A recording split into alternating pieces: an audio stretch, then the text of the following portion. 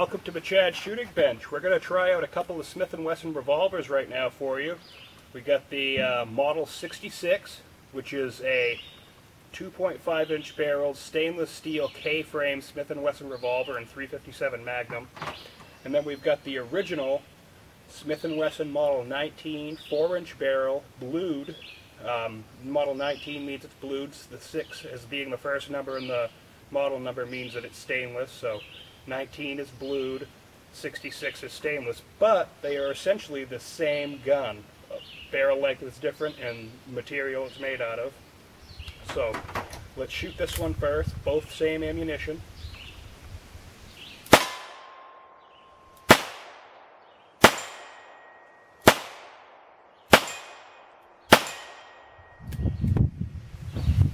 And now the Model 66.